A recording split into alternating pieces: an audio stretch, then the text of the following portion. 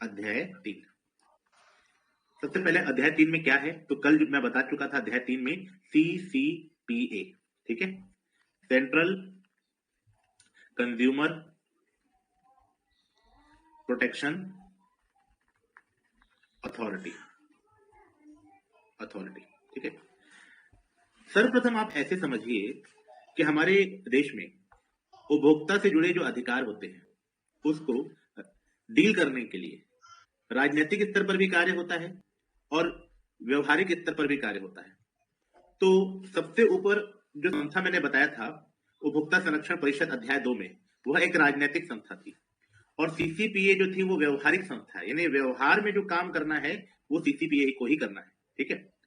CCPA के under में जिला, राज्य और राष्ट्रीय स्तर पर आयोग होंगे। किसके अंडर में? सीसीपीए के अंडर में, ठीक है। यानी सीसीपीए देश में एक ही होगा, उसके अंडर में ये 3 आयोग होंगे, जिला आयोग, राज्य आयोग और राष्ट्रीय आयोग। वैसे इनको जिला उपभोक्ता पारितोष आयोग कहा जाता है, राज्य उपभोक्ता पारितोष आयोग कहा जाता है, राष्ट्रीय उपभोक्ता पारितोष आयोग कहा जाता है। लेकिन ये पूरा का पूरा जो डिस्कशन है जिला, राज्य और राष्ट्रीय का, वो अध्याय 4 का डिस्कशन है। लेकिन ये ध्यान रखने वाली बात है कि इनके ऊपर एक संस्था होती है सीसीपीए, उसके बारे में हम यहाँ अध्ययन करेंगे कि सीसीपीए उपभोक्ता से जुड़े हुए अधिकारों को कैसे काम करता है। ये भी काम करता है और इन तीनों के माध्यम से भी काम करता है, ठीक है। कुछ इस प्रकार समझिए, मैं आपको थोड़ी सरल भाषा में समझाता हूँ, थोड़ी समझना आसान होगा। देखिए, हमारे देश में एक संस्था होती है वित्त मंत्रालय, ठीक है। वित्त मंत्रालय के नीचे कौन होता है? आरबीआई। और आरबीआई के नीचे कौन होते हैं? आरबीआई के नीचे होते हैं बैंक, ओके। जस्ट लाइक अगर मैं इसी को उपभोक्ता एक्ट 2019 के माध्यम से समझाऊं तो सबसे ऊपर है केंद्रीय परिषद, केंद्रीय उपभोक्ता परिषद, ओके। ये किसमें है? ये है अध्याय 2 में, जिसके बारे में हम पढ़ चुके हैं। और आरबीआई की भूमिका में कौन है? CCPA, okay. ये भी एक रहेगी और सेंट्रल रहेगी, केंद्रीय ही रहेगा। और बैंक की जगह पर कौन है? जिला, राज्य और राष्ट्रीय स्तर पर पारितोष आयोग, जिला उपभोक्ता पारितोष आयोग, राज्य उपभोक्ता पारितोष आयोग, इस प्रकार। तो ये आप संस्था समझ लीजिए, ये किसमें है? ये है अध्याय 4 में। और ये किसमें है? सीसीपीए, ये है अध्याय 3 में और ये अध्याय 2 में।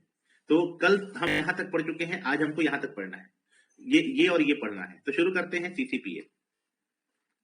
तो सबसे पहले सीसीपीए का फुल फॉर्म समझ गए, अध्याय 3 में है, ये समझ गए, है ना। अब इस अध्याय में, यानी अध्याय 3 में कुल कितनी धाराएं हैं? समस्त धाराओं में अध्याय 3 में कितनी धाराएं होती है? 10 से लेकर के 27, 10 to 27 धाराएं हैं, ओके। उसके बाद इसकी धाराओं में क्या क्या है? नंबर 10 जो है वो है स्थापना, ओके। नंबर 11 जो है वो है अर्हता, यानी योग्यता। नंबर 12 जो है वो है रिक्ति। नंबर 13 जो है वो है भर्ती रिक्ति। नंबर 14 जो है वो है प्रक्रिया। नंबर 15 जो है वो है अन्वेषण। नंबर 16 जो है वो है शिकायत, नंबर 16 जो है वह है शक्तियां। नंबर 17 जो है वो है शिकायतें। नंबर 18 जो है वो है शक्तियों के अंतर्गत ही जो अलग अलग शक्तियां आती है वह 18, 19, 20, 21 में है, ठीक है। तो अभी हम यहां तक समझते हैं, 17 नंबर शिकायतों तक समझते हैं, उसके बाद 18 नंबर से फिर आगे बढ़ेंगे। तो इसमें हमें बहुत ज्यादा गहरा समझने की आवश्यकता नहीं है, कुछ कुछ बेसिक बातों को समझना है। ये सब मैं धाराओं के नाम बताया हूं ना। तो सबसे पहला जैसे धारा है स्थापना, तो स्थापना धारा के अंतर्गत हमको बस ये समझना है कि जो सीसीपीए है यह केंद्रीय संस्था है, तो इसकी जो स्थापना होगी वह किसके द्वारा होगी? इसकी स्थापना केंद्र सरकार के द्वारा होगी। यानी केंद्र सरकार जैसे आरबीआई की स्थापना करता है वैसे ही केंद्र सरकार, इसके लिए संसद में कोई बिल लाने की जरूरत नहीं है। केंद्र सरकार केवल एक अधिसूचना जारी कर देगा और अधिसूचना जारी करके सीसीपीए की स्थापना हो जाएगी, सीसीपीए के समस्त सदस्यों को उनके पदों की प्राप्ति हो जाएगी, ठीक है। दूसरी बात, इसमें एक मुख्य आयुक्त होगा, चीफ कमिश्नर होगा, है ना, और कुछ अन्य आयुक्त होंगे, एक मुख्य आयुक्त और एक कुछ अन्य आयुक्त होंगे, क्लियर। तीसरी बात, ये सब के स्थापना के अंतर्गत ही आ रही है ना। तीसरी बात होगा कि इसका जो मुख्यालय होगा, जाहिर सी बात है इसका मुख्यालय एक ही जगह पर होना चाहिए। कहां पर? दिल्ली में ही हो सकता है सीसीपीए का मुख्यालय। और दिल्ली एनसीआर में इसका मुख्यालय, मतलब दिल्ली और एनसीआर, एनसीआर दिल्ली में, दिल्ली का ही विस्तृत भाग एनसीआर, नेशनल कैपिटल रीजन कहलाता है। तो दिल्ली के किसी भी भाग में इसका मुख्यालय हो सकता है। ठीक है, तो ये स्थापना में इतनी बातें कही गई है इस एक्ट के अंतर्गत, धारा 10 के अंतर्गत, ये केंद्र सरकार के द्वारा इसकी स्थापना की जाएगी। ये सीसीपीए सिंगल होगा, दिल्ली में होगा, लेकिन ये सीसीपीए पूरे देश में उपभोक्ता से जुड़े हुए मामलों को देखेगा। पूरे देश के जो उपभोक्ता से जुड़े मामले हैं उनको कौन देखेगा? सीसीपीए देखेगा। चाहे नहीं, मतलब सीसीपीए किसके माध्यम से देखेगा? जिला आयोग, राज्य आयोग वगैरह, इनमें सीसीपीए की भी भूमिका होगी, लेकिन हमारी तरफ से भूमिका सीसीपीए में नहीं जाएगी। जैसे मैं एक उपभोक्ता हूं और मेरे साथ धोखाधड़ी हुई, तो ऐसा नहीं कि मैं सीसीपीए में जाऊंगा। मैं कहा जाऊंगा? मैं जाऊंगा जिला आयोग में। फिर जिला आयोग जो काम करता है वो सीसीपीए के अंडर में करता है ना। अगर मेरा मामला बड़ा है, जैसे मेरा मामला 1 करोड़ तक का है, तो मैं जिला आयोग में जाऊंगा। अगर मेरा मामला 1 करोड़ से 10 करोड़, तो मैं राज्य आयोग में जाऊंगा। और अगर मेरा मामला 10 करोड़ से ज्यादा का है तो मैं राष्ट्रीय आयोग में जाऊंगा। लेकिन वो तीनों जो है वो किसकी निर्देशों पर काम करेंगे? सीसीपीए निर्देशों पर, है ना।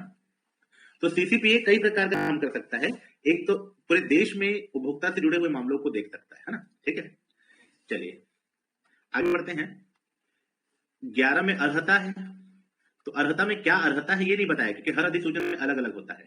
लेकिन अर्हता में ये बताया गया है कि अर्हता में ही योग्यता डिसाइड होगी, अर्हता में ही इन सभी का पद ग्रहण करना, शपथ ग्रहण करना, पद से हटाना, ठीक है, और तो और इनके पद की अवधि, ये सारी बातें जो हैं वह सब अर्हता के अंतर्गत आ जाएंगी। अर्हता में इन सब बातों को कवर किया जाएगा।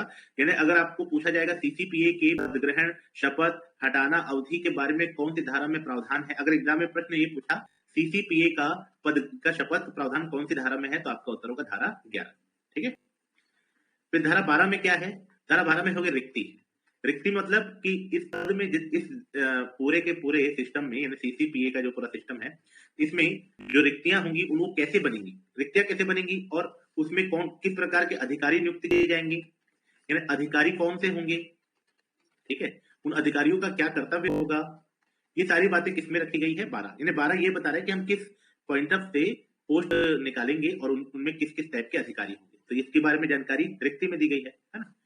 फिर 13 में, अच्छा ये सब में याद रखिएगा कि सब कौन करेगा? केंद्र सरकार। रिक्ति निकालने का काम कौन करेगा? केंद्र सरकार करेगा। 13 में क्या लिखा हुआ है? भर्ती रिक्ति, यानी रिक्तियों की भर्ती, वेकेशन जो निकली है, हाँ, उसकी रिक्ति की भर्ती कैसे होगी। तो भर्ती की जो प्रक्रिया है वो सारी चीजें कौन तय करेगा? केंद्र सरकार करेगा। ठीक है, कितने प्रकार के अधिकारी होंगे, ये सारी जानकारी भर्ती रिक्ति में, सभी अधिकारियों के लिए की भर्ती कैसे होगी, केंद्र सरकार, यानी केंद्र सरकार के हाथ में ही है पदों की भर्तियां करवाना। ओके, उसके बाद प्रक्रिया। प्रक्रिया में यह बताया गया है कि इसके अंतर्गत जितने भी अधिकारी होंगे, प्रक्रिया 14, इसके अंतर्गत जितने भी अधिकारी होंगे वो अपने शक्ति का प्रत्यायोजन कैसे करेंगे? शक्ति का प्रत्यायोजन यानी ऊपर से नीचे तक अपनी शक्ति का प्रत्यायोजन करेंगे। वो सारी चीजें बताया गया है कि शक्ति का प्रत्यायोजन होगा, यानी ऊपर वाला अधिकारी नीचे वाले व्यक्ति को किस प्रकार आदेश देगा और नीचे वाला व्यक्ति अपने नीचे वाले व्यक्ति को किस प्रकार आदेश देगा, यानी ऊपर से नीचे शक्ति का प्रत्यायोजन कैसे होगा, ये किसमें दिया हुआ है? प्रक्रिया में दिया गया है। ठीक है, जो किसमें है? धारा 14 में, है ना। धारा 15 क्या बताता है? धारा 15 अन्वेषण, यानी ये बताता है कि ये जो सीसीपीए है इसके पास इतना अधिकार होता है कि वह कई बार अन्वेषण यानी रिसर्च करवा सकता है किसी विषय पर, है ना। जैसे मान लीजिए जिला का कोई मामला जिला आयोग में आया, या कोई मामला राज्य आयोग में आया, या कोई मामला राष्ट्रीय आयोग में आया, किसी भी आयोग में आया। अब मामले की जो जांच होगी वो तो ये लोग भी करवाते ही हैं, ठीक है, लेकिन अतिरिक्त जांच करवाने की आवश्यकता पड़ी तो कौन करवा सकता है? या फिर सीसीपीए जो है वह किसी मामले की जांच करवाने के लिए इन आयोगों को आदेश दे सकता है। जैसे मान लीजिए ऐसे समझिए कि मुझे एसबीआई बैंक की सर्विस अच्छी नहीं लगी, तो मैं सीसीपीए में मामला, मैं आरबीआई में मामला लेकर गया, तो आरबीआई एसबीआई बैंक को कहेगा ना कि आप अच्छी सुविधा दीजिए। कुछ उसी प्रकार ये अन्वेषण उस कंडीशन में होगा जब जिला, राज्य, राष्ट्रीय के किसी मामले पर ये सीसीपीए कुछ अन्वेषण यानी रिसर्च करना चाहेगा, या फिर इन्वेस्टिगेशन, रिसर्च में गलत शब्द यूज कर रहा हूं, इन्वेस्टिगेशन ठीक होगा। इन्वेस्टिगेशन जो होगा वह 15 के अंतर्गत ये कर सकता है। ठीक है, फिर आता है 16 के अंतर्गत शक्तियां, यानी इनको क्या क्या शक्ति है। तो इनके पास अनेकों प्रकार की शक्ति होती है सीसीपीए के पास, क्योंकि बहुत बड़ी संस्था है। 16 में शक्ति बताई गई है ना। और शक्ति के अंतर्गत क्या क्या बताया गया है? पहला तो किसी भी स्थिति में उपभोक्ता के अधिकार का संरक्षण, उपभोक्ता के अधिकार का संरक्षण, संवर्धन, प्रत्यावर्तन, यानी उपभोक्ता के अधिकार को बेहतर करने के लिए उसको संरक्षण देना, उसका इन्वेस्टमेंट, और प्रत्यावर्तन इन्फोर्समेंट। तो उपभोक्ता के अधिकार का संरक्षण, संवर्धन, प्रत्यावर्तन करने की शक्ति तो इसके पास है ही, ठीक है। अनुचित व्यापार व्यवहार पर प्रतिबंध लगाने की भी इसके पास शक्ति है। यानी देश में कहीं पर अनुचित व्यापार हो रहा है, कोई किसी व्यापार की कोई शर्तें सही नहीं है, गलत शर्तें हैं, तो अनुचित व्यापार व्यवहार पर प्रतिबंध लगाने की भी इसकी शक्ति है, ठीक है। इसके बाद इन्वेस्टिगेशन तो पहले भी दिया था, दोबारा यहां पर फिर से बता रहा हूं